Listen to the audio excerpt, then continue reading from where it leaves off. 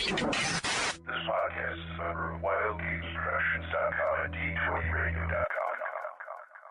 I'm Chuck Norris, and I approve this game. Between the time when gamers played with miniatures and chainmail and the rise of the Wizards of the Coast, there was an age of advanced role-playing undreamed of. And onto the Skygax, destined to bear the jeweled crown of TSR upon a troubled brow, it was given to teach us all how to roll for initiative. Ladies and gentlemen, let's get ready to rumble!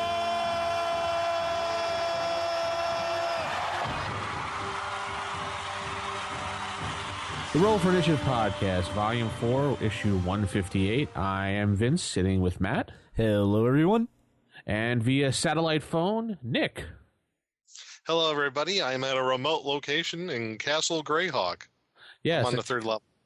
He's on the third level of Castle Greyhawk, yes. And today's show is brought to you by Quick Trip, where you can go you get your delicious soda and fountain drink for only 99 cents. Now, why am I plugging Quick Trip? I have no idea.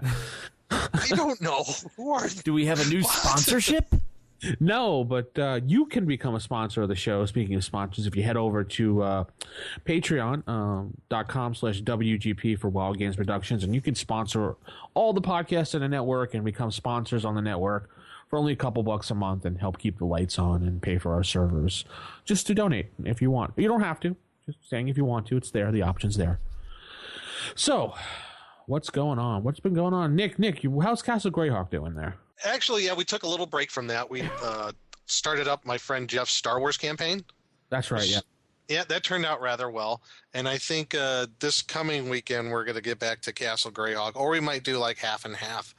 Half his campaign, half mine. So, yeah, hopefully they'll get past the first level. But they're very thorough. They are, they're experienced dungeoneers. So they go by many of the known rules, like rule number 42, never leave any rooms left unchecked. So they have to check the whole level before they go to the next one. Oh, boy, that's how they want to do it. Fine. But all the good stuff is down below, guys. Let's get going here. But yeah, that's fine. They're still having fun. So it's cool. And you're using... What do you want to do? How about you, Vince? You're using Re-Up from Star Wars, that new one, Re-Up, right? Yes. Jeff was using those revised, expanded, and I love that rule set. So, yeah, we're using that for that one. And, it seems to be going pretty well. I mean, just right before Order 66 was given, and when we went down to the surface with a bunch of clone troopers, what happened? Order 66 was given. So, yeah, what a great book. That was a good time. Right on Google Plus, they have their own community, and under the D6 Star Wars community, they're right in there. And that book, I printed it out. It's huge. That book. I don't know. Yeah, it's ginormous and good artwork too. Yeah, great artwork. Anyway, what about you, Matt? Well, we got in another session of the TMNT campaign, and I found that I had missed the week prior, so I found that my character had been at some point bopped on the head and kidnapped and thrown into which basically like a large warehouse with a bunch of like buildings and walls and things that was basically kind of being used. They would gather mutants and humans would pay to hunt the mutants. So basically I was like wild prey. And then the rest of my compadres ended up breaking in and saving. So it's like a TMNT version of Running Man. Yeah, actually, that very much so. And my character had no weapons at all outside of I am a koala bear, so I do have claws. So I was clawing things and being ornery. But and then there was even some mutants that were actually paying to hunt mutants as well, which was a little disturbing. Yeah, Turtles ones you using? Using After the Bomb or the actual Turtles? No, the actual TMNT, the revised. Oh, okay. So sexual orientation was not a mental illness in this game. Yeah, that was only in the first edition. Yes, only in the very first edition. But didn't you say you guys are using the After the Bomb one too? Yeah, we were using that for the purpose of like additional animals and mutants. I mean, we ended up using every TMNT book or an After the Bomb book for the sole purpose of just picking our animals. Like, my koala came from Mutants Down Under, and someone was a sparrow out of Mutants of Avalon. And then we also use ninjas and super spies for more additional martial arts and like some rifters, which our GM is kind of regretting ever doing. Because contrary to what Palladium says, everything isn't necessarily balanced the same between their games. No, definitely not. Yes, the system is compatible. No. The numbers don't always line up. The reason I asked about the After the Bomb book, because for some reason I thought I remember reading or hearing somewhere that's like one of those supplements from that game that's really hard to find. Well, it was a supplement for TMNT. Then, rare. After they lost the TMNT license, they made After the Bomb the main rule book. Yeah, because they couldn't get any licenses anymore. Right, okay. So instead of throwing the whole system away, they kept the mutant-based RPG, they just named it After the Bomb. Oh, okay. I get it. Yeah, so we're doing that, and we have another session tonight. We did successfully escape the Running Man, but then we found out it was actually being ran by, like, the Chicago Mafia, and that also lots of high-ranking government officials are in on it as well and don't particularly care for mutants, so it's kind of got that. It's kind of Shadowrun-ish because mutants are actually amongst the people and well-known, so it's like the dwarves and elves and trolls and whatnot of Shadowrun, so it's kind of got that vibe going on, but it's more modern-day, less cyberpunky. Mm-hmm. But, you know, it's good times, interesting, as long as you're able to deal with the quirkiness of the Palladium multiverse system. I guess I was reading it again recently because I was like, I might want to play this because a couple of my friends saw the book and they're like, hey, that's really cool. But for some reason, I just can't wrap my head around the mechanics right now. I don't know why.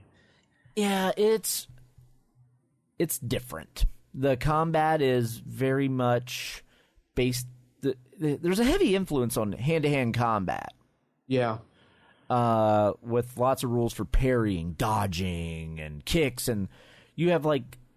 Once you throw in ninjas and super spies, you have about 30 different ways you can do 1d6 damage with your fist.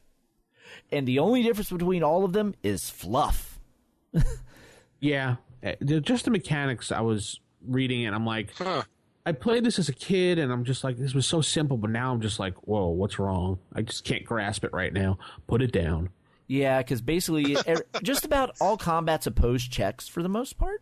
Be that you rolled a hit, then they rolled a parry, or they rolled a dodge, and it's that very much has that back and forth. So you never really have to worry. Opposing die rolls. Yeah, there's a lot of that, and there's a lot of techniques for like you can roll with the punch, you can do a backflip in combat, and there's a lot you can do with it, but the rules aren't really well explained. I went a couple years ago to the Palladium Open House where they open up their warehouse and just run a convention for 3 days. And getting to see the system run by like some of the writers is actually really cool, and things start making sense then. So if you can game with the game's designer, you'll learn the rules. That's what I say. So this year they are doing an open house up in... that's real handy. Yeah, up in Detroit. So if you feel like going up to Detroit and gaming in the Palladium warehouse, it's good times. I'd recommend it. Wow. Send him to Detroit. Yes. I'm right now planning a bunch of games right now. I'm going to do some actual play podcasts. So I'm in the process of writing a bunch of stuff for our shows. So stay tuned. That's all I could say.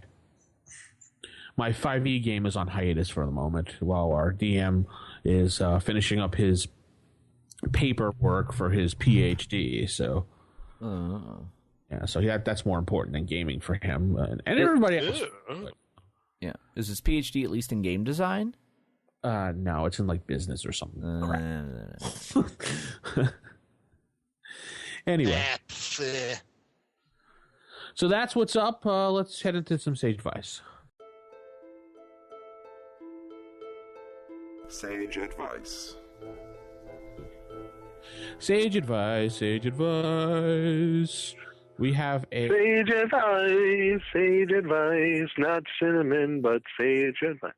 Yes, Nick is actually via satellite phone right now due to technical difficulties. Yes, via satellite phone in Castle Greyhawk. I told you I'm heading down to level 4 here in a little bit. Yeah.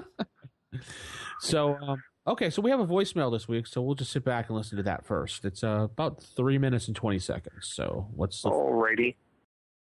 Hey guys, I just wanted to say I really appreciated the RFI episode about skill checks. I've heard a lot. One of the complaints that I've heard in podcasts of a more modern variety about 1E is that it's quote-unquote broken because the rules don't cover everything. For example, there's not this in-depth skill system or anything like that. But everything you guys said about, just coming up with whatever solution makes sense, some 3/6s, be the ability score, whatever. And I was looking at the DMG, one of the very early sections where he talks about how you can use the 3/6s to cover a bell curve of probabilities and other dice combinations for linear probabilities. When I first bought the DMG reprint, having never gotten the original way back in the day, I read that section, but it was kind of lost on me. It's like, what's all this? And my mind just said math and filed it to the side. But I went back to it after I listened to your episode, and basically everything you guys said was what he was saying. And what's fascinating is that in more recent games where they have all these sections about, skill checks and whatever sort of rules and applications and formulas that they have, he just says, look, you can make up whatever you want, and he gave the great example of how he had a die with the suits of a deck of cards on it, and he used that and a couple of other 3/6s to come up with, when an NPC encountered his party, how they were going to how that NPC was going to react to the party and to what degree that reaction would stick in terms of whether it would be positive or negative, and really, really positive or really, really negative. And I thought that it was just kind of, and then the whole rest of the DMG, and we show there's rules about combat and stuff, but so much of it is just about world building and not just world building and adventure building and things like that, but literally creating a scenario where you give your player and the players and their characters an opportunity to start, as at the lowest and potentially end at the highest, like, all the way down to money exchange rates and just everything. And it was so thorough in that regard. Drink every time you read the word milieu, right?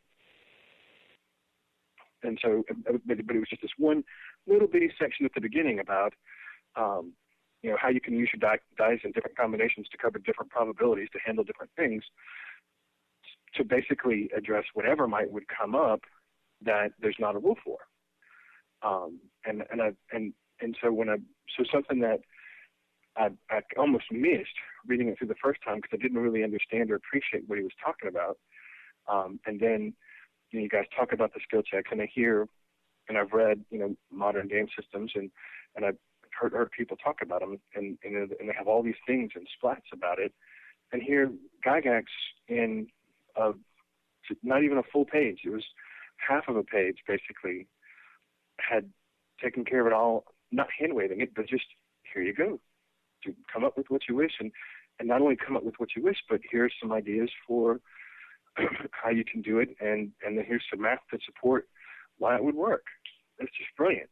and so I've bought the 5 ebooks, and I love them too. But part of the reason why I'm able to appreciate them is because I bought the 1 ebooks and read them, and it really the two different series.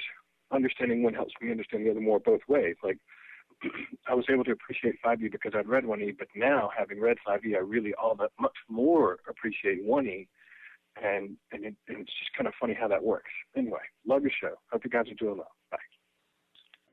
Oh, cool. Thanks for the voicemail. Yeah, the reprint covers are pretty cool. I mean, they reprinted the whole book for you. I mean, it doesn't look exactly the same as the old ones, but hey, if you want a brand new book, those are perfect. I know you have them all, Nick, right?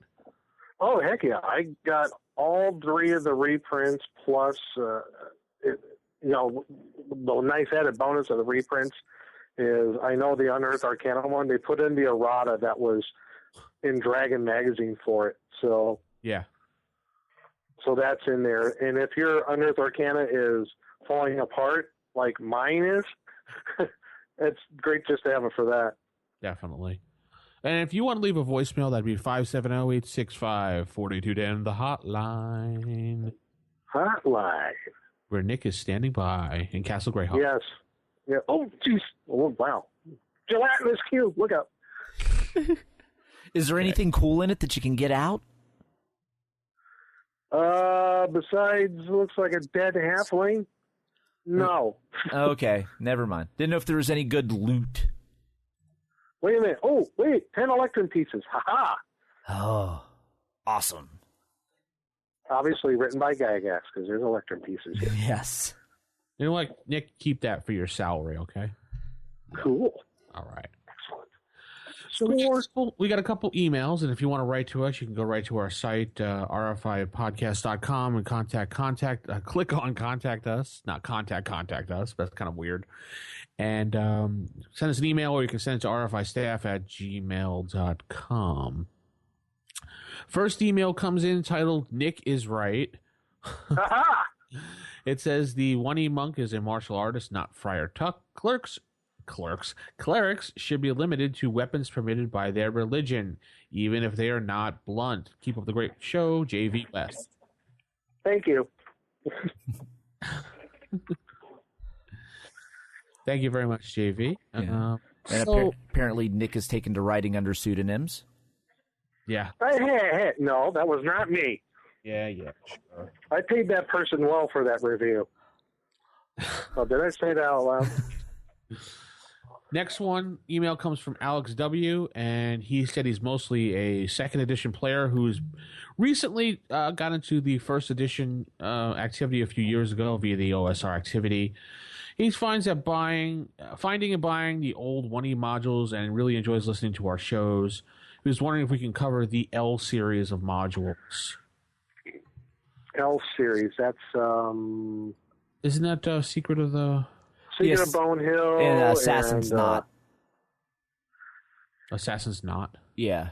That's the Lendor Isle series. Yeah. So... Yeah, we could... And I do... Yeah, we could do that. Yeah, definitely.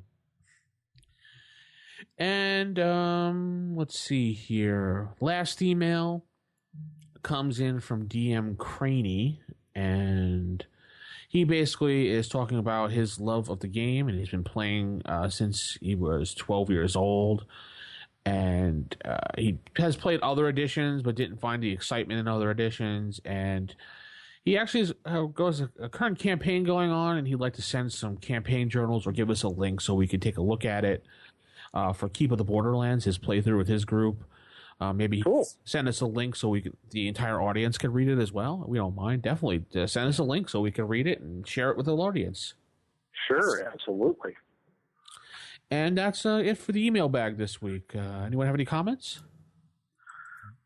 No, apparently. No, I can think of it. Everything's really good coming in. Just keep the voicemails and emails, and if you could do stars for us, keep those coming too.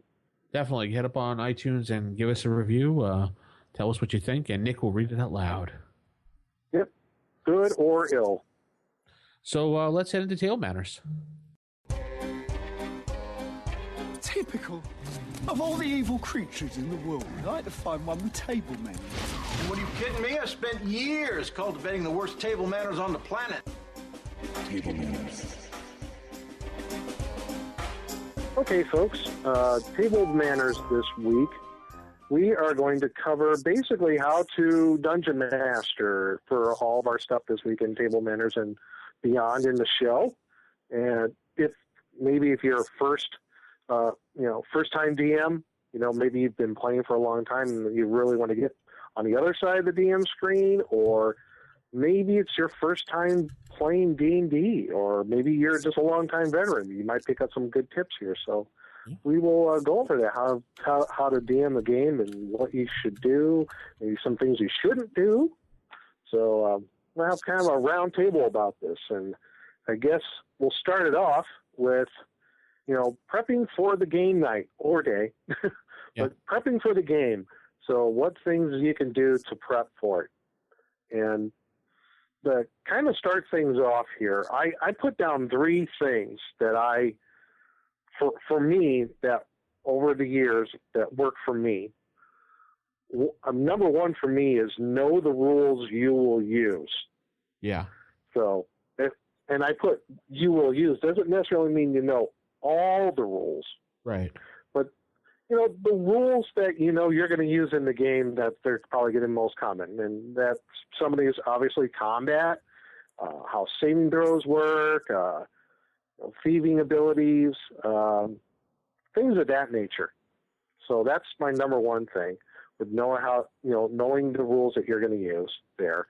And I guess kind of a addendum to that is also before the game, let your players know before the game starts which rules you're going to use. And I think that's going to kind of play into our next segment is, which rule about the rules section in DM rules there. So, well, if I can add into your little section there of prepping, with your rules section, if you're prepping for, your rules, like you said, I find it best that if I'm using a rule that I'm unfamiliar with or something I'm going to have to reference again, go to Walmart and buy those little flag Post-its. You can get like these little tiny slither things for like $1. Oh yeah, like the mini Post-it notes, basically. Yeah, they're like maybe like an inch wide and 2 inches long, like a little flag for like when you sign. Oh, yeah, I know what you're talking about now. Yeah. Yeah, they sell them for like $1 in a pack, and there's like maybe like 100 something in there. Do that with the books sometimes if I want to look up something real quick, like a spell or something. I'll just slap that on the page, close the book, and then if I'm needed during the game, boom, pull open that little color tab that I mark the rule for. So that's a good way of doing that before your game. Right. Yeah, I actually tabs. Yeah. Yeah, I actually have a player's handbook that I marked up with that has the section for character creation, the races, the equipment, the spells, everything's just lined up. So it's like, okay, I need to find a spell. Here it is. I need to find this about this race. It's right there. It's so convenient. I've seen those books. Like I found a 2nd edition book that was marked up with those old school tab things that you would put your little notes on and everything. Right. Yeah. I don't like the perma ones. I like to just move my little tabs around that won't put a mark on the page or anything. I guess I'm kind of annoying. Yeah, the one I have is a perma one, but it's also on a older beat up copy, so it's not like I was ruining anything that was pristine anyway. True. So when you have 4 copies of the book, you can do that. Yeah, I like those tabs though, because like you said, Vince, you can reuse them. Yeah. They won't damage the paper that they're on, and also on the tab you can write in pen, what that little section is you marked off. So like you say, okay, this is my section in the Monster Manual for Beholder, which might come up tonight's game. So here's all the stuff. I got Beholder bookmarked right there. Or you would do it in pencil so you can reuse it over and over again. Mm-hmm. Yeah. So those are nice. Yeah, that's a great handy little thing. I never even thought of that. So that could come in a little handy for anybody. Yeah, it was something I picked up a couple years ago when I saw one of my other DMs when he had his book out, and I was just like, oh, that's not a bad idea using those little Post-it flags. I never thought, I've seen them like every day at Walmart, but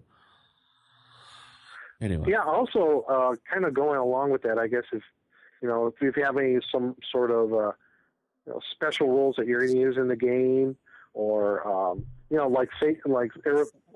here's one that always comes up is like critical hits or fumbles. It's like maybe you've come up with your own tables for that. You could put that on, You print out a sheet of paper and put it right on your DM screen right there, or put on a 3x5 card or something like that. Anything you can put notes on, that'll help you as a DM do it. I mean, whichever is best for you. I think that's a good way to prep for your game if you need that sort of thing. And if the game's at your house, it doesn't have to be, but if it is at your house and you're hosting, it's a good idea, like a couple hours before or the night before, prepare the area, clean it up, get that stuff ready. So when it's time to play the game, everyone just sits down. Hey, how you doing? Great. What are we going to do for food? Blah, blah, blah. Done. Play. Done. Yep. It's all right there. Yeah, exactly. You should have everything that you need as the basic stuff, like you said, as a DM. Have blank sheets of paper, either like writing paper and or graph paper. Make sure you got your dice out. I mean, might sound stupid, but you know what? I've gone to my game night one time and I forgot to bring my damn dice. Boy, did I feel silly. And gosh, what else? Just some of the basics. Make sure you have something to write with. We all like using pencils. And I don't like to use pen because it's permanent. But we're all like, bring a pack of mechanical pencils with you to the game. That always helps. So all those little things, sometimes you don't think about until like the last minute. So get the books. So I guess that. What's that? Get the books you need ready to go, marked off.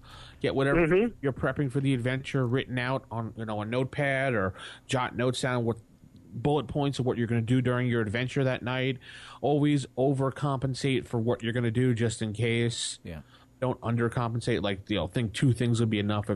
If you think, I go by this rule. If I think 3 things will be enough in a 4-hour session, I always put 4 more on top of that just in case. Right.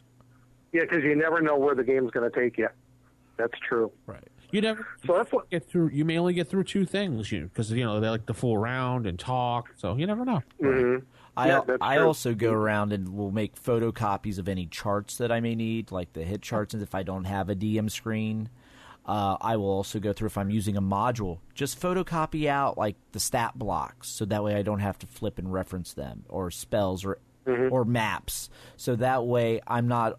Okay, and it was on page 20 of the module, it says, and that way you have a better flow. Anything that will reduce the amount of time it takes flipping through pages to find something is what you should do.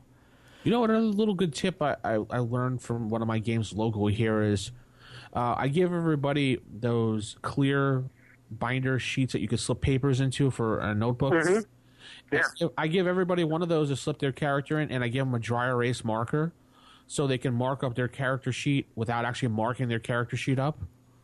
Yeah, we did. Some people in my group do that too.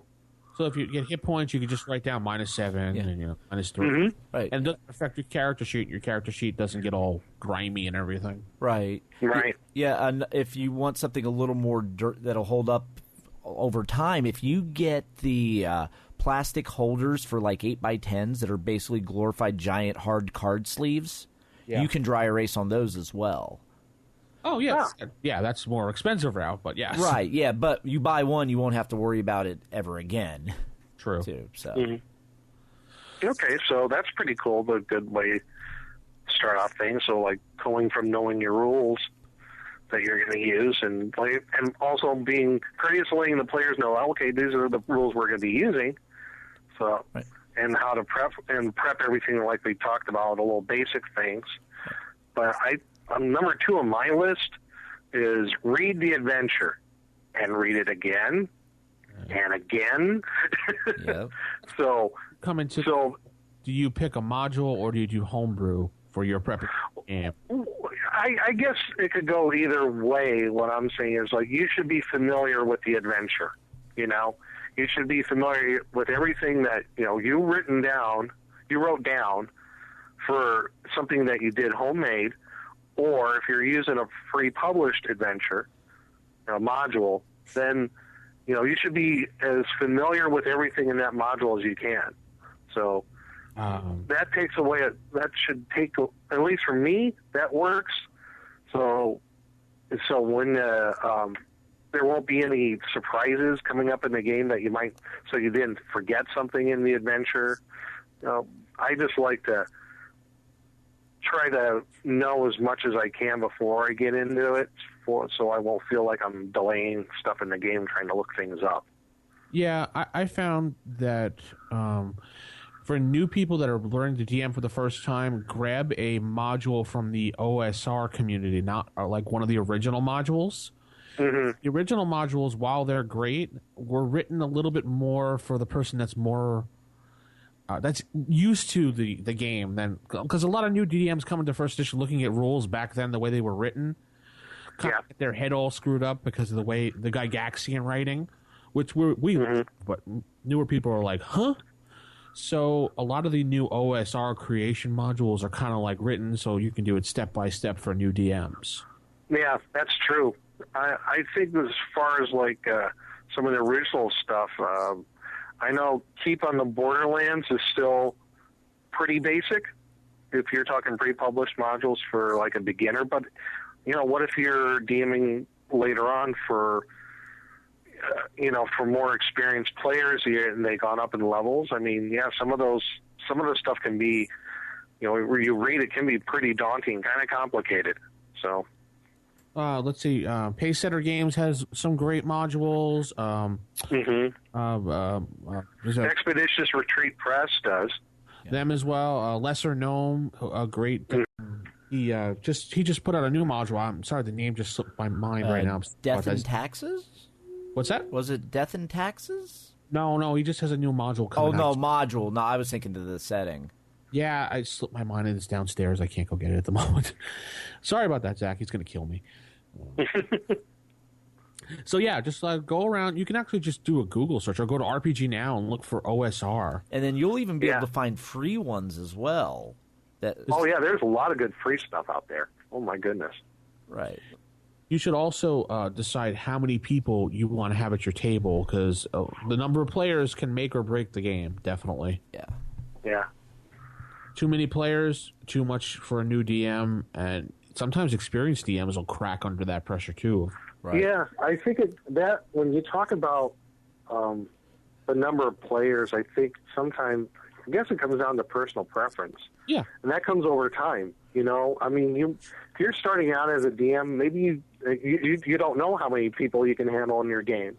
So I know for me, I like to have a group of 6 to 8 people. That's ideal for me. Yeah. For D&D. Yeah. For another type of game, you maybe want to have a smaller group. I know, for example, like for Call of Cthulhu, works really good for a smaller group, even solo. So it all depends on what you're playing. Matt, how big? If we're talking, yeah, my group is we float between 5 to 6 players and 1 GM. Does that work with, say, for Turtles, for example? Yeah, it works with pretty much any system we've played. Okay. Because that's kind of the sweet spot, that 4 to 6. There's very few systems that'll break by having that amount. It's when you get too many players, especially if it's a combat intent system like Turtles, where there's a lot of back and forth rolls, you could get tied up and be doing a lot of nothing for a while if there's a lot of players. Or Aces and Eights is even worse for that. Oh, yeah, definitely. I noticed games like Marvel and DC Heroes and Top Secret, for example, less players. It seems to be more of a flowing, solid game than having a lot more players in it. That's just my observance of games. Yeah, I don't know. Yeah, I think you're right on Marvel. It's seems like the more the merrier. So. Well, I was saying the less the merrier for me. Oh, I'm sorry. Less is more? Yes, less is more. I think it also, with Marvel, depends on what supplements are you using, because that Ultimate Powers book really changes things a lot. I know that. Yeah, it does. Thacko's Hammer Group was doing their own game on Monday night, and they were doing Marvel with the Ultimate Powers book, and I'm like, because Glenn was telling me about it, DM Glenn, and he was like, uh-oh, be ready, because that book breaks the game. Yes, it does. And you're not careful. I know I got a copy right here on my shelf. That book was hard to find at one point, the Ultimate Powers book, and now you can find it when you throw a rock inside the store. I mean, I could find 3 books at once now. Yeah. Right. Anyway, so another thing you should worry about other than players at the table is snacks. I know it sounds stupid and silly, but it's going to happen. You're going to sit there for a time, and people are going to get hungry, or they're going to get thirsty. And then it's going to be like, there's no snacks at the table, and someone's going to say to you, do you have anything to drink? And then you have to say, well, no or yes. So either have it at the table or don't have it at the table. Right. Or tell everybody, hey, everybody, please bring a bottle of soda for yourself or a snack for yourself.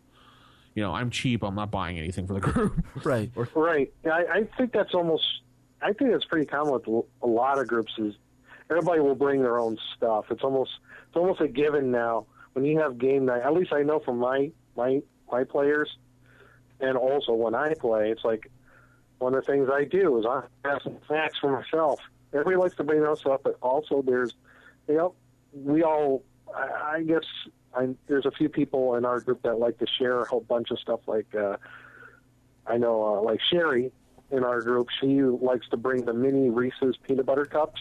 Yeah. So bring like 2 bags of those, and we'll all just like get into those for like our dessert. Everybody brings like a meal, not just beyond snacks. I think you're also talking about.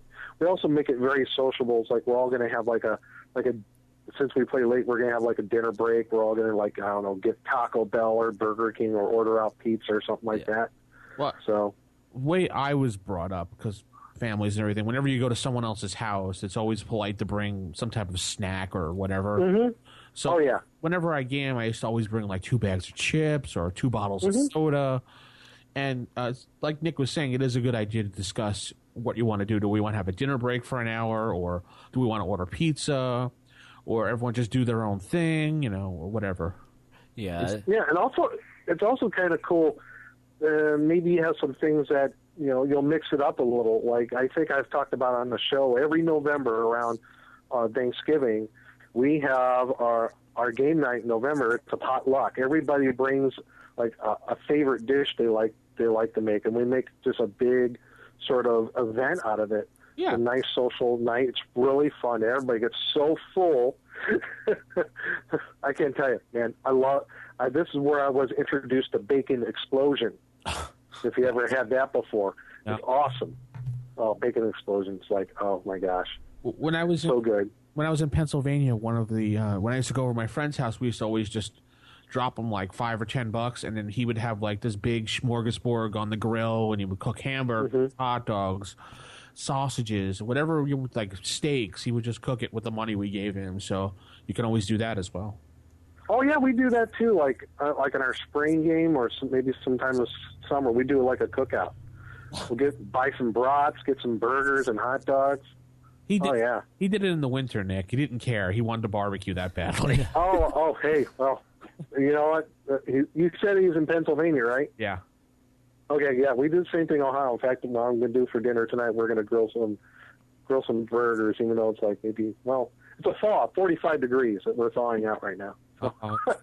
It's a beautiful 66 degrees here in Texas. I hate you. Yes, we got a nice brisk 56 here in Cincinnati. Aw. I hate you too. Right next to WKRP? Yes. If you ever wonder became of me. Yes. So snacks. Yeah. Last thing on your list you're going to have to worry about as a DM is probably props, tokens, things like that, where you can get money from. My biggest plug, I've always go to YouTube and look up DM Scotty. It's called the Dungeon Master Assistant, I think it's called.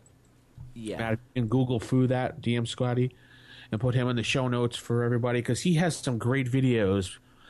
He was on our show a while back, too, if you weren't familiar with it. I forgot what number, but he actually takes common things like cardboard around the house and makes a DM, a really cool, like, 3D DM map out of things. It's really cool. He does just a glue gun, paint, some cardboard, and he makes some really cool stuff. Scotty's such a nice guy, too, and he's like the MacGyver of DMs. And DM's Craft. Thank you, Matt. DM's Craft. But I know the guy's name he goes by DM Scotty. Great guy. He was in issue 98, in fact, if you want to go back. Okay. Listen. Thanks to Matt's quick Google foo. Ooh. Found DM Scotty for us. Good old Matt. Yes, the joys of my massive show note archive. at my fingertips. You can't share with anyone because only you could decipher it. Yes, I use OneNote, but an old version of OneNote. So, and plus, just don't ask me about anything prior to issue 29. The years before Matt. Yes. When you talk about like props and stuff, Vince. Yeah. One of the things I just kind of think about is for using props or some sort of visual aid for the game. I think for like a beginning DM, you probably don't want to do that because you got to really just focus on like what the adventure is about. I think for more experienced DMs is something you want to get in with that, at least in my opinion. Well, it all depends on if you like to build and stuff like that. So if you're just... Yeah, if that's something up your alley, absolutely. Yeah, I mean, it's fine if you just have one of those, Chessex draw wet erase mats or something on your table. Right, and just throw up some miniatures or something just so they have a little bit of a visual representation. And, I mean, it really also depends on your players, too. Are your players new players? Are they experienced players? If they're a new player, perhaps the visual aids will actually help them get into the game and better understand what is going on. Yeah. So kind of know who you're running for. Yeah. One of the things that's kind of taken off in the past few years I've seen is the custom gaming tables. Yeah. If you've seen at Gen Con and Origins, I know I see them every year at Origins. Yeah. Is I forget the name of the company, but Geek they Chic. make there you go, Geek Chic. Thank you. And they actually for the past I think 3 maybe 4 years they've rented out like a whole area near the big barn too, if everybody knows what I'm talking about. And you can rent time to use their gaming tables just to kind of see how they're like. So if anything, if not to purchase one, because I know they can be kind of expensive. And there's also a long waiting period too. Yes. At least give you ideas about if you want to design your own. Yeah. So, because I know my friend Jeff, he designed his new gaming table a few years ago, and he got a few ideas from them, and it works out great. In fact, the tabletop, I don't know if I mentioned this, but the tabletop, what he did is he has, it's a chalkboard paint, and he painted the top of it, and he put down a 1-inch grid on the top of the table. So that's whenever we have to use that to map things out, all you got to do is get your chalk out. You already got your 1-inch square grid, and you just do it right there on the table. You don't have to worry about... There was a really cool table I saw online. It was on Facebook that someone made a gaming table. They had this big table, and then about 12 inches above the table, or maybe it was a little bit higher than that, he had another table. So... underneath it was kind of indented a little bit, so the table in the middle was a little bit smaller but higher up, and on the bottom normal table level was where you had your character sheet, your drink, your dice, and above it was like the mat where you had your figures, and they had these little poles and they were pushing the things back and forth. It was wow. But yeah, I was like, that's really cool. I know another thing that's kind of taken off in the past just recently is using computer projectors and putting them down like on a table. You can find those, I guess, pretty inexpensive now. And you can mount them up on your ceiling and point it towards the bottom of your table. And you can, I don't know how you would do it as far as your dungeon or however you're going to do it, but there's got to be some ways where you don't have to reveal everything when you see it. But I love that idea too. I'd love to try that out sometime. Yeah, at that point you could use like D20 Pro and some of the online stuff they have, and you just pump it through what a player would see. Oh, okay. That's cool. DM Corey of Thakos Hammer, he does that. Yeah. Uses one of those overhead projectors we used to have back in the day at school. Remember those things? He puts the map on there and projects it onto the table, so all everyone has to do is move on the table. Like, that's how they move their characters around. And so it wouldn't reveal. He has these little special cutouts on it so he can hide things. Like for the cool. Or it's kind of interesting how he was explaining it to me one night. I was like, that's pretty cool. That's pretty cool. All right. So let's head. I think that might wrap that up on the prepping, huh? Yeah, let's go into DM rules and talk about rules and what to use. I don't know who you are. I don't know what you want, but I have a very particular set of skills. Skills I've acquired over a very long career. Skills that make me a nightmare for people like you. I will look for you. I will find you. And I will kill you. And now we're going to talk in DM rules about the rules. When you're prepping, yes, rules. It's funny how you said that. DM rules, talk about the rules. Yes, in DM rules, we're talking about rules because rules rule. But the question is, what rules do you rule with? Should we house rule? Should we use rules as written? A hodgepodge of both? When it comes to the rules, first off, figure out. And for me, when it comes to prep, who am I running this game for? If you're running it for a new group, you don't want. I would say you avoid some of the more complex and laborious rules of the game to keep it moving and keep the game flowing, so that way the players get sucked in and enjoy it. And then you can add the complexity. Certain things like the overbearing, grappling, pummeling rules. Probably wouldn't use for first-time players. Another one that leaps to mind is psionics. Probably wouldn't throw those at new players. No. It's best to just say if you're going to do house rules or just take the book as written, like rules as raw, as they call it. Decide right off the bat, are you going to use this rule, not use this rule? Write it on a piece of paper and have everybody take a look at it, or at least tell everybody what you're doing. So say, I'm not going to use this rule. So if this comes up, sorry, I'm not using it. Right. And because it all depends. Some people like that. I want the rules as written. We will do everything, even if it's laborious. Yeah. Most people aren't like that and don't want that. They just want to have fun when they game.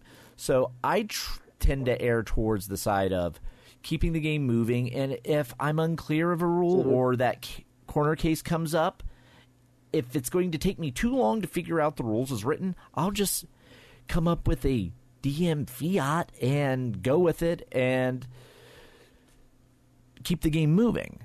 I would rather make a judgment call and not follow the rules as written and have everyone have a good time as opposed to spending 15 minutes trying to decipher some esoteric rule.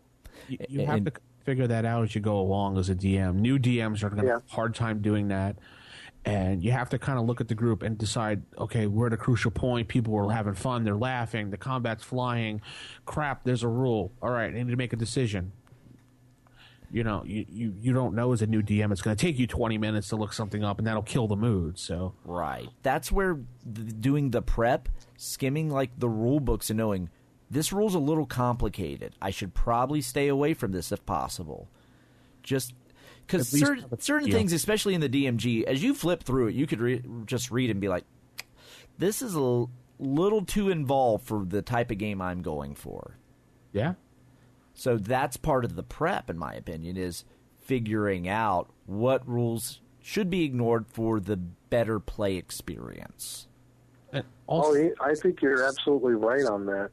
And one of the things that you can do to help avoid some of those things before the game starts, you know, maybe a week or so before, one thing I like to do is I drop, like, maybe, depending on how long it is, I drop a Word document on my computer, and I'll have in there, okay, this is the campaign, these are the rules that we're going to use, here's maybe a couple house rule stuff that I'm going to use, and this is what we're allowed and everything, and I email that to everybody in my group, so there's no question on, you know, what rules we're going to have. Everybody's on the, you know, same page.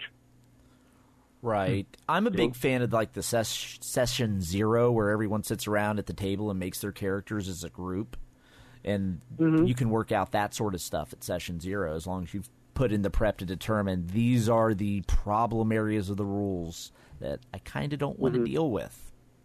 A lot of people hate that session 0, and I understand it's a pain because you just sit there and make characters. And sometimes making characters is no fun. But well, with my group, we riff off each other, and it's almost collaborative when it comes to background. Like, someone will come up with an idea, then they'll be like, oh, yeah, and this, I know you because of this.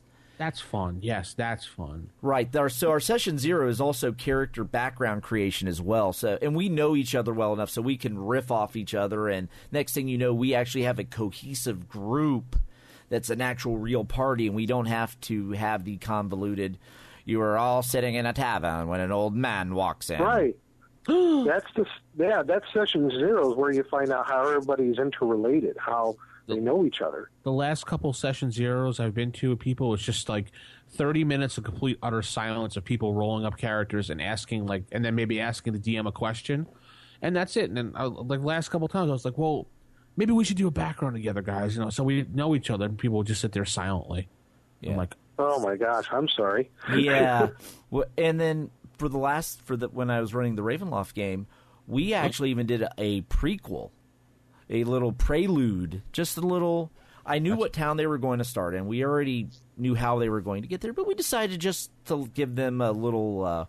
It's been a while since some of them have played 1E, and some of them hadn't. So we'll just do. You guys are traveling to this city. And then they got in a little battle with some goblins, and they got to experience combat. But it was real quick, nothing major, nothing that was even going to threaten them. But let them roll a little bit of dice and see how the mechanics worked as well. They encourage that a lot, and the White Wolf games encourage that quite a bit, having that prelude session with players.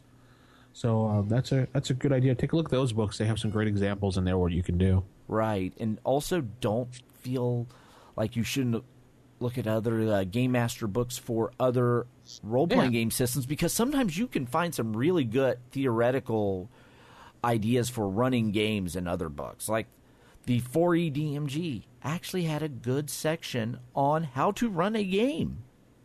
Yeah, the Pathfinder GM book is one of my staples for a book because it has great charts, great things you can look up to run games, so it's actually a really good book. Right, or if you want to read Gary's thoughts on how to run a game, you can get his book, The Master of the Game, where he wrote an entire book on just DMing and his theory behind it.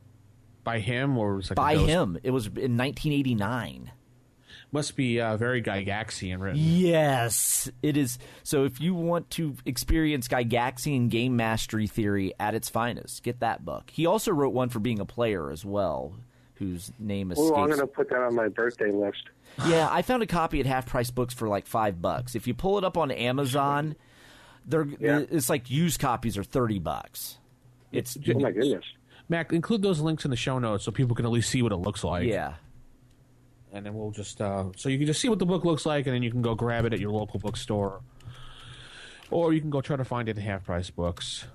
Yeah. So here's a question I have for you guys. So you establish what rules you're going to use, and everybody's what rules you're going to use out of the book, maybe some house rules, all that stuff.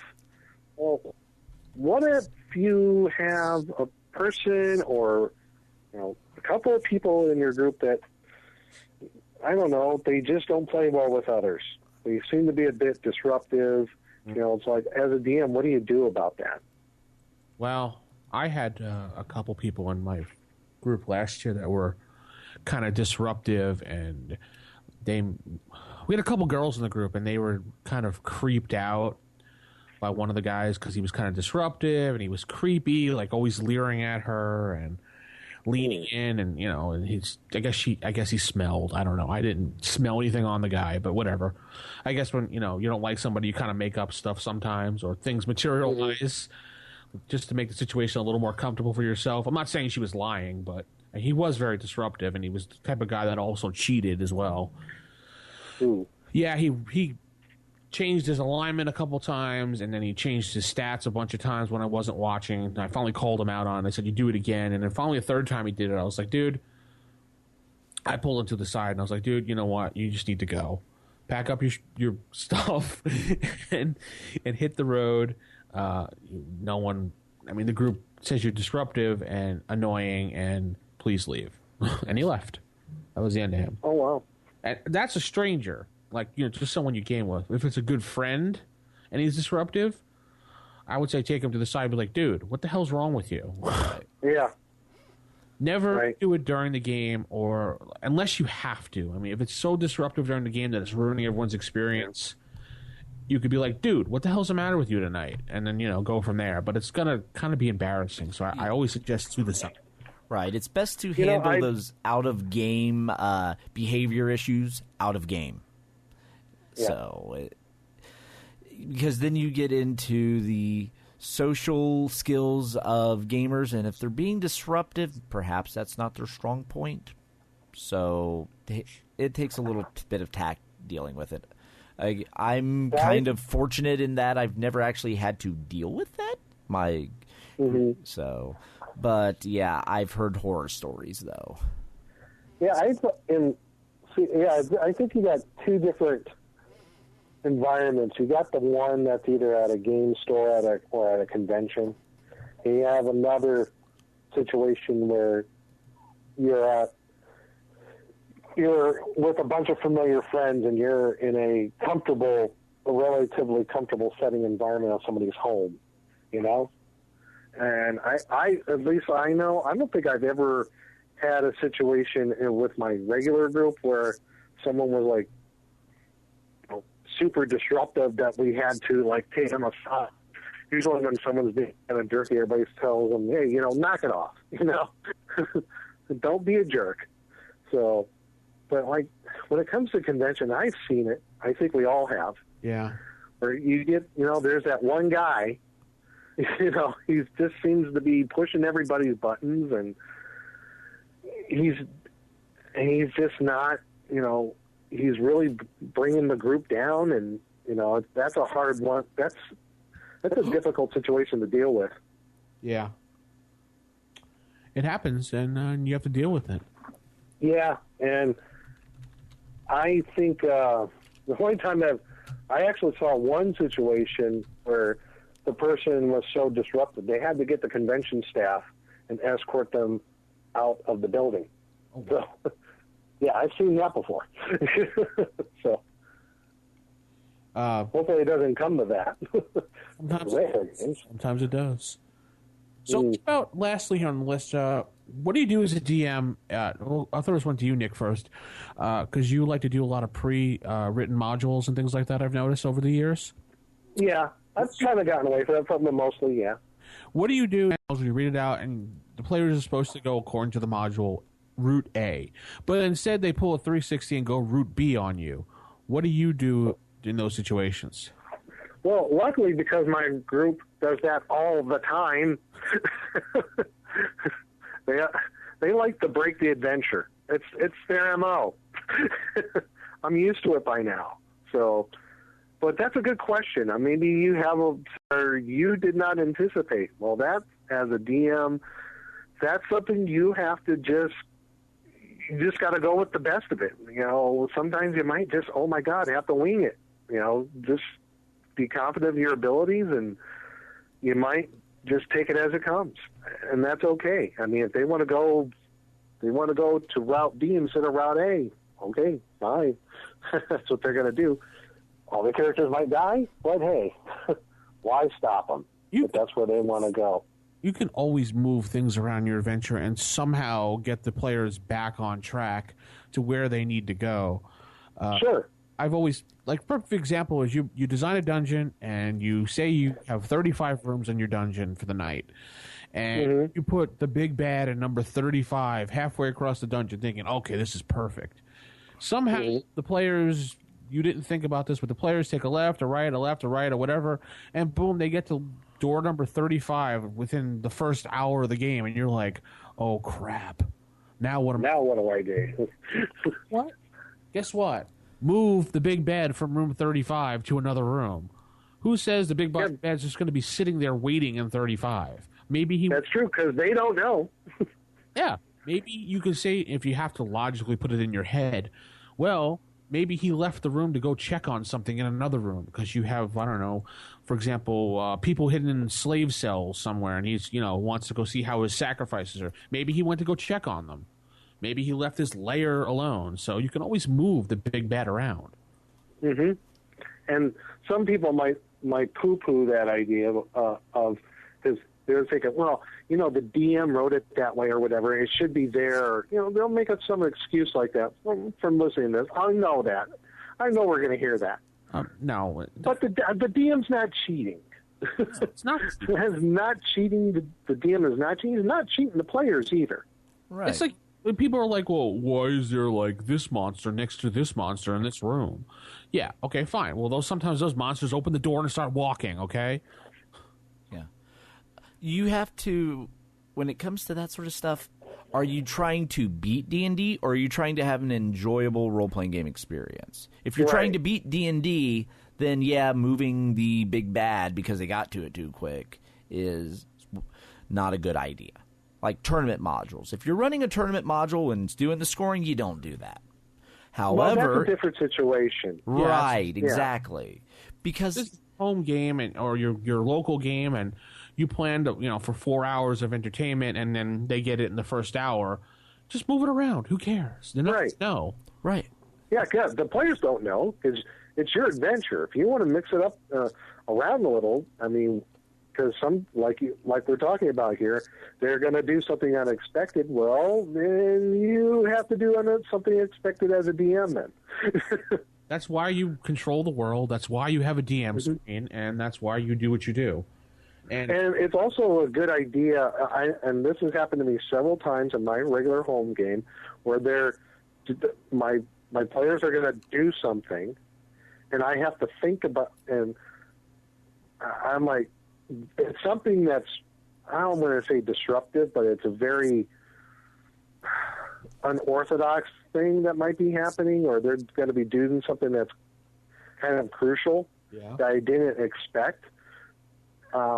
It's always okay for a DM to say, okay, I need a few minutes to think about this, what you're doing. Oh, yeah. Take a time out, take a couple minutes, however you want to take it. It's like, okay, as a DM, how am I going to handle this situation when they do this? You shouldn't just, perfect. Take your time with it. Perfect time that if you have smokers in your group to say, you know what, let's take 5 minutes for a smoke break, and then let them go outside and smoke. You sit there and go, oh crap, what do I need to do? Right. Mm-hmm. Yeah. Oh, well, we've all been there. Yeah. And usually, oh my God. And usually if they're like my group, they'll talk about it for about 5 or 10 minutes before they actually get around to doing it. So start using that time once they tip where they're kind of leaning towards to start thinking of plan B. And sometimes they'll give you a plan B through what they think will happen if they do this. There's nothing wrong with taking a player's idea when they're just sitting around discussing what they think could happen and being like, that's a good idea. I'm going to use it. Yeah. The best DM is the best DM that presents the situation and remains quiet until the players decide what they want to do. Yep. Just sit exactly right. Just sit back and observe, listen to what they say, because it may spark an idea in your head, or it may help you turn the situation around in your head. You just that's what I do. Sit back, relax, watch them play. Yep. Because oftentimes the players will fix the game themselves without even knowing it. Yes. Or the opposite way, the players might get themselves deeper into a situation that they can't get out. Yeah, that's true. Right. They just talked themselves into something really bad. And I'm like, okay. All right. So let's head into some creature feature now. Are you saying that I put an abnormal brain into a 7.5-foot long gorilla? Creature feature theater.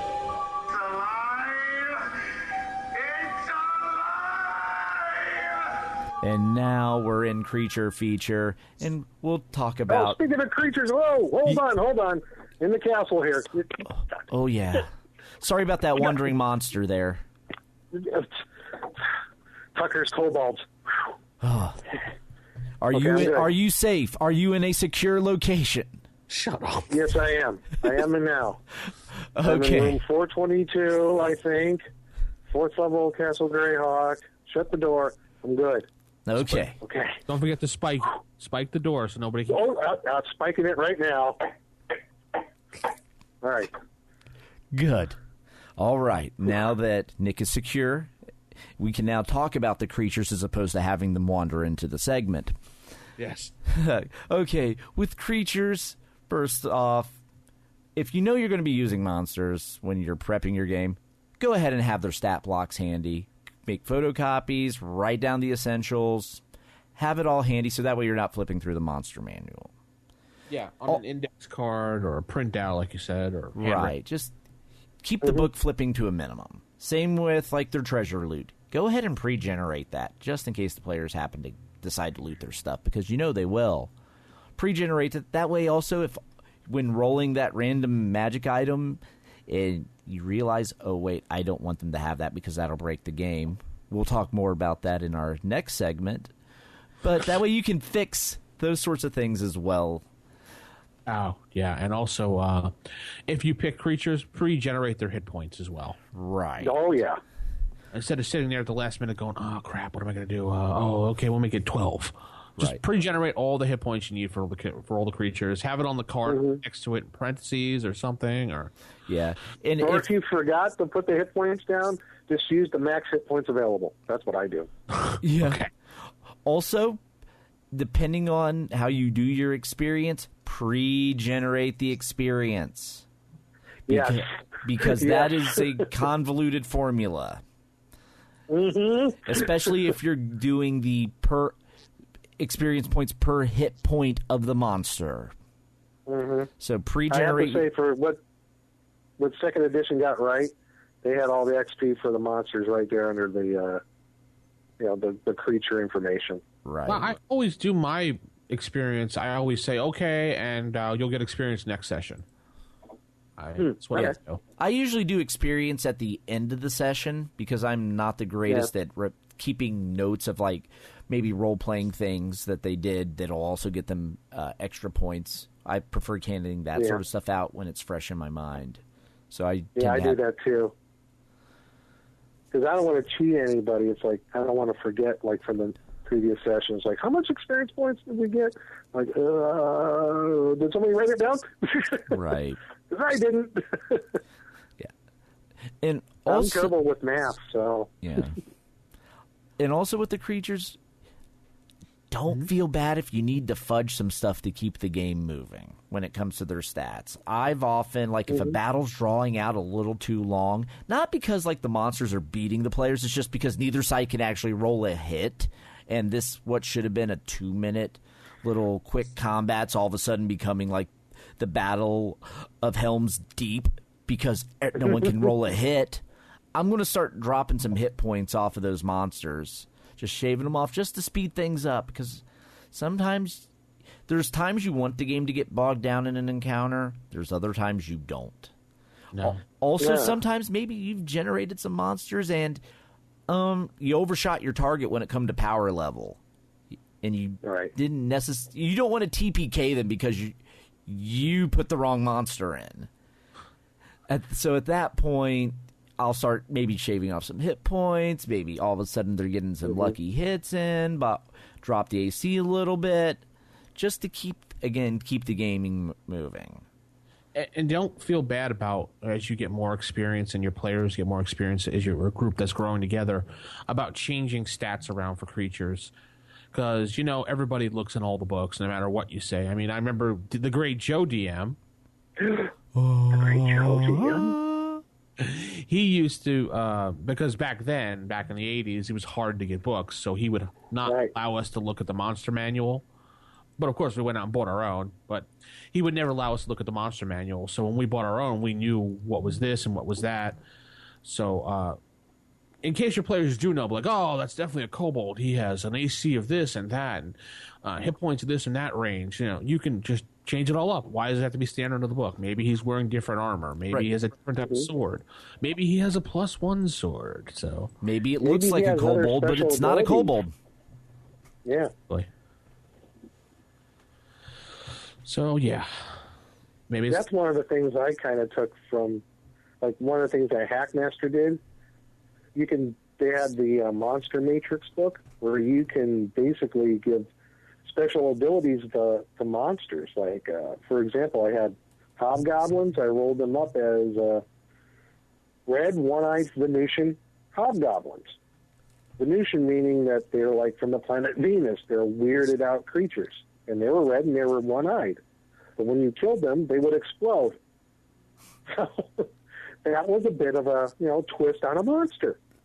So yeah, you could easily go through the monster manual and find like a special ability of a monster and just tack it onto a different one. All of a sudden, the orcs have learned how to blink. So they're just popping in and out, and just little things like that. You're not reinventing the wheel. You don't have to come up with complex new mechanics. Just steal from other monsters and add it onto the monster you're using. Right. So, yeah, just do that and have a fun game with it. Don't worry about it too much. Just go with the flow. Right. That's right. Yeah, and then also for monsters in combat, I like having like a nice little chart. That way I can keep track of the player's hit points and the monster's hit points. So that way I don't accidentally kill a player if I didn't intend to. So that it just... Yeah, it gives me the little safety net of getting a little too hot and just, okay, I've just kind of ruined the game when I didn't intend to. I'm a DM that I try to avoid the random TPK. I like having my TPKs actually have meaning behind them. I may pummel the heck out of them to the point where the next encounter they are a TPK, but if they're dumb enough to keep adventuring after that, that's their own problem.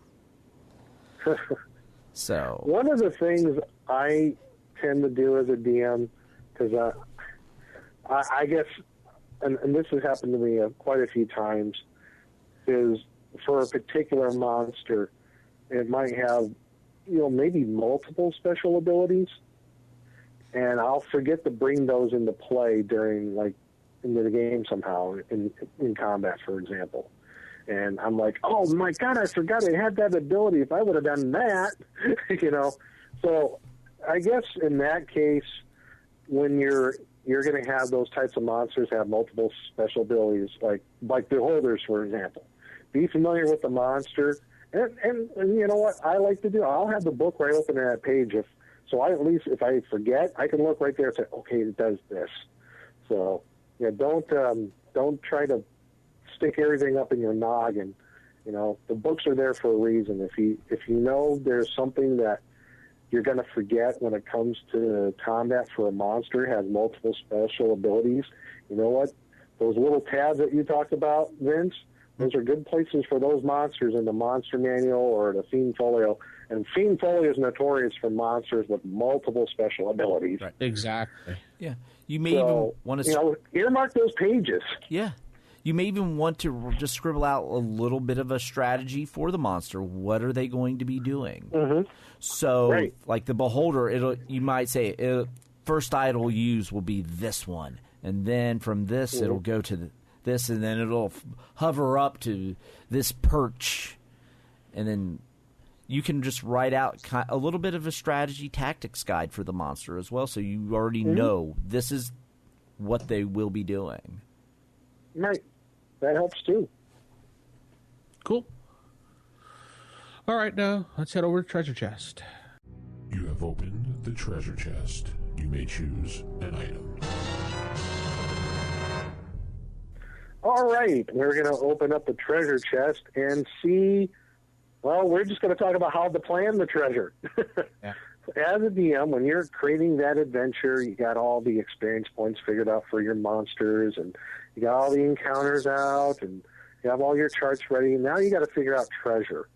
So how do you prep that game for the treasure? And one of the things I like to do, first thing, well, at least I'm thinking about, at least it's obvious to me, is the level of the PCs is directly proportional to the amount of treasure they get, for the most part. And that's, for coin and magical.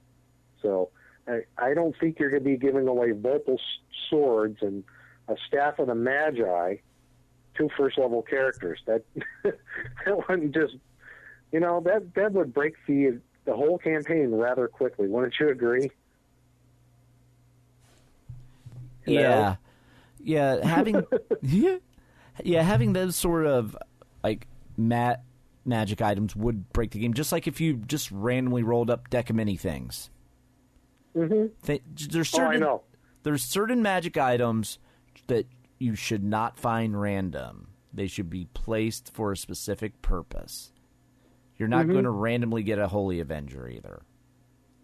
So. And I think also, I guess it depends if it's not a one-off game, if it's going to be a long campaign, or is there an artifact, or are there artifacts going to be in the game at one point or another? And those things are not going to be random. You know that. I wouldn't have them randomly laying around. So. Right. That would be something like you would plan the whole campaign around. Yeah, especially considering also those artifacts, you get to customize those. They have their major powers and their minor powers and drawbacks. And so those put a little thought into should you decide to use one. And that's a big if. In my younger days, I loved using them just because I loved all the goofy special powers. So I would throw in like the one that was an organ and just throw it in a random room to see if the players started playing with it. Heward's Mystical Organ, I think it's called. Yeah, just have it sitting in a random like dungeon or something. Just an old dusty organ and see if they start playing it. And then you get to have some fun. Because some of those artifacts will look like innocuous items that they may not even touch. And they just walk past this thing of giant power. Yeah. Well, I guess that kind of goes into the second thing, placement of your treasure. I mean, is it going to be hidden? How is it going to be hidden? Yeah. For example, is it going to be invisible somehow? Is it going to be behind a hidden door? Right. In containers that you're going to have it in, chests, coffers, sacks, stuff like that. Right, or things thrown in a fountain, or like under a pile of dung, buried. Right. I mean, there's all kinds of places you could have items stuffed, or even inside the belly of a monster. Right, those are kind of like unusual places. And so, well, you kill that dragon, you're going to cut open that stomach and see what you can find in it. I mean, vases, urns, hollowed out objects, maybe you could put your treasures in. So, right, those are a few places. And also, maybe is that container or that area, is it trapped? Is it got a poison needle trap? Maybe it's a gas trap. Darts shoot out. Maybe if you, I don't know, you trip the trap and the thief is paralyzed, whatever it may be. We'll figure out what those traps are, what they do, and if there's saving throws available. So that's another thing about the treasure placement. Right, and you also have to consider with treasure too. Are you giving out the experience points per gold piece of value? Mm-hmm. We've had a big discussion about that before. Right. Because that can change the game drastically. If you're looking to run a low-level game, but all of a sudden they get a few magic items that are worth a lot of gold, all of a sudden they can be leveling out of your adventure you had planned. Right. I did finally introduce the 1 gold piece equals 1 experience point thing in my Castle Greyhawk campaign. Now I got one guy in the group. He's playing the magic user, but my friend Frank who's playing him, he's like the accountant. He's taking account every last little copper piece, converting everything into experience points. And he's just having a time with it. He's actually enjoying it. Right. Yeah, I was using it for my Ravenloft game just because I wanted to get them up to a high enough level that they would actually be able to go through Castle Ravenloft without having to spend years getting there. So all of a sudden they found themselves with like tens of thousands of gold, and they're flooded with more money than they know what to do with. However, since they're in Ravenloft, it's kind of useless. Right. So that was the trade-off. Yeah, you got the XP from all this gold, but now you're lugging around all this gold that has no real value.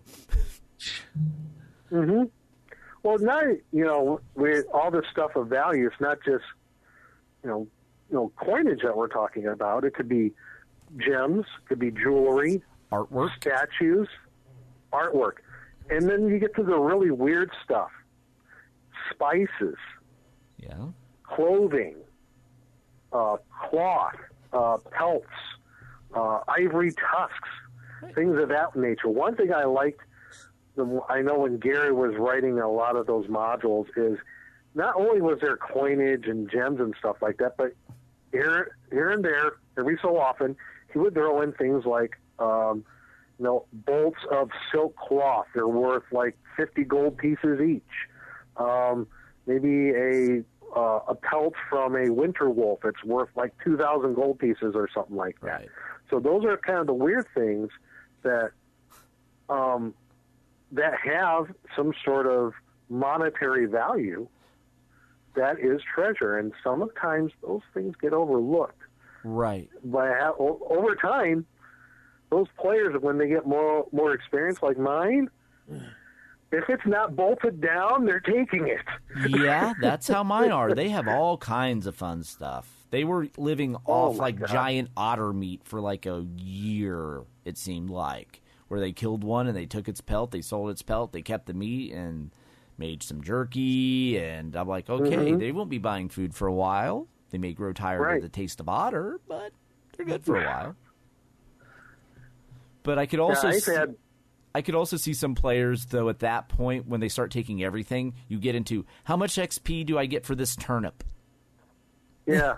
So it can get really greedy. Yeah. Or if anything, they're like, I know my players, and I think some players do this too when they're going into a dungeon. I know mine, before they do that, they're going to buy a wagon or a cart, and they're going to have the hirelings watch over said cart or wagon, and they're loading up the cart and wagon and everything. And it's not just stuff that they might sell for coinage maybe, but they're thinking in the future, it's like, eventually we're going to have to find a place to put our stuff. Like George Carlin, a place for my stuff. Yeah. Everybody knows that shtick. But, eventually you're going to find some sort of base of operations, if you want to call it that. And they have to have, they're going to want furniture. They're going to go into this base operations, whatever it may be. So a lot of them was like, okay, there's a table and a few chairs here. They look in pretty good shape. Let's take them out of the dungeon. It's going to go into the new place we're going to get. So, and that's, for them, it's treasure, but it's also got some practical use for that treasure as well. Right. Instead of going to ye old IKEA to get their furniture for their lair, they go and they loot the dungeon. Ye old IKEA. That's awesome.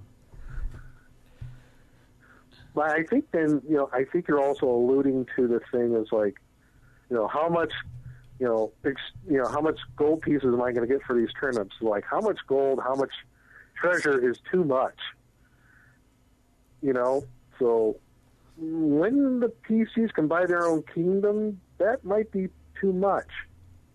But there's ways as a DM that you can introduce into your game that can, even that out. Yeah. What's one thing that you're always certain of in life? Taxes. Thank you. And death. Besides death, taxes. That's right. You're going into said dungeon, and you're going to go back to said village or city. Well, oh my gosh, each time you go into the city, you got to pay a fee to get past the gate. And then when you go in there, oh, wait a minute, you have all these weapons here? Well, we have to peace bond these. All these weapons peace bonded, that's also a tax as well that you're going to have to pay on. Oh, and also you have this villa over here? Well, you're going to have to pay a monthly or a yearly tax for, having this villa. Oh, and you're renting it? Oh, yeah, you have a renter's agreement. And all this I'm saying is coming from experience just in the past year from the Castle Greyhawk campaign that I threw at them. Yeah, or perhaps the Lord sees how much wealth they've accumulated, and all of a sudden there's an adventurer's tax, particularly targeted at them. That's right. Because so last thing because the last thing the Lord would want is someone to have more money than him. That's right. So you got taxes, you have fees.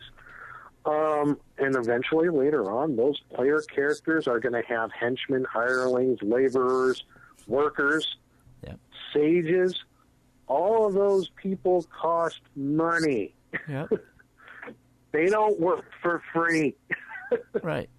So if you're going to hire that sage, he's going to have some sort of fee he's going to draw out for you for finding out the information. If you're going to have guards for your little keep that you've built, that's going to cost money too.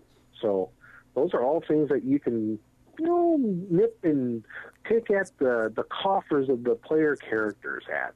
So they keeps them hungry to go out adventuring some more, because they got to pay for all this other people that's hanging around them.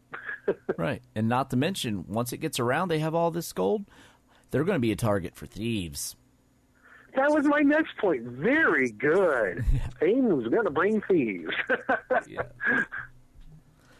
So, yeah, at that they're point... going to have to... Yeah. At that point, all of a sudden, they're traveling through the wilderness, and they're getting ambushed by bandits. They're now, like, the number one target. They're at the bar. All of a sudden, the pickpockets are, like, hanging out with them, trying to bump up against them. Especially if you go around flashing your cash, so... Right. And you know the players will. They will. Right, and the player characters, they're eventually going to become famous, at least locally. So word's going to come out saying not only are they famous, but they're rich and famous. And, if you got a thieves guild in town, they might want to, either A, raid their little, villa or tower or wherever they have where they're holed up at and steal a bunch of stuff. Or what I like to do, I like to use my thieves guild like they're the mafia. They come in there, we're going to give you an offer you can't refuse. You pay us some protection money, and nothing will happen to you and your valuables. You know what I'm saying? Yeah. So that's how I like to play it. Right. So there's plenty of ways to part a player and their money. Not to mention, you could even have them buy player some character. Now, player and his money, that's different. Yeah, true. Yes, the player characters, you can also have them part with their money. Perhaps they go to buy some magic items or something, and they're not actually magic. Or they're cursed. Yep, they're cursed. Perhaps the old snake oil salesman comes through towns, shilling some wares, and the players are like, "Oh, we could use some of that. That's a good idea. We need that." And it's the only place you can get it. They buy some, and they're like, oh, we just got scammed. Now you also have a new adventure because they go down and look for that snake oil salesman and seek revenge. Right. So many different ways that you can get at the player character's money so they don't feel too rich. They're always going out trying to get more to pay for their lifestyle, essentially. Right. Or you put them in an environment where it doesn't matter how much money they have. If you all of a sudden have all this, like, tens of thousands of coinage and you're traveling to a far-off land, are you going to cart that much coinage with you? No. You're only going to take a little bit with you. So, or convert it into something that's a little more transportable. Right. At which point, then you have to find someone willing to buy it at which point you're probably going to lose some value through the exchange as well. They're going to want a fee too, won't they? Right. So, so all of a sudden you can nickel and dime them to death. Oh, sure. So.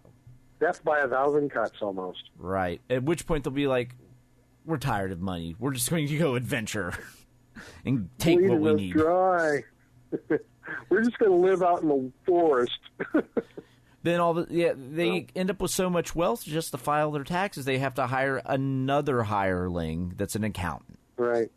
And he might be skimming off the top. So. Right. Well, I think we covered treasure pretty well. What do you think? Definitely. Yeah. Okay. It's going to wrap up the show this week then. Yeah. Okay. Good one. About good stuff. How to be a good dungeon master. We're going to title this, or how are we going to title this one, Matt? Shall we steal Gary Gygax's title for his DM book? No. Well, that might be copyrighted. Yeah, let's just keep this as How to Dungeon Master. Or tips to Dungeon Mastering. Dungeon Mastering 101. Yes. There we go. Dungeon Mastering 101. There we go. I am typing. That'll wrap up Volume 4, issue number 158. We're going to say, keep it original, keep it old school, and good night, everybody. Good night. Good night, everybody.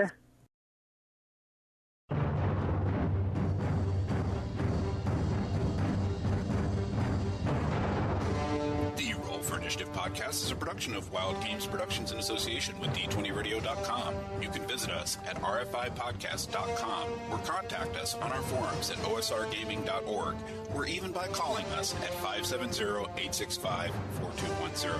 This podcast is produced for entertainment purposes only. All other uses are prohibited. And remember, if your magic missile spell doesn't automatically hit, you're playing the wrong edition. Thanks for listening, and we'll see you next time on Roll for Initiative.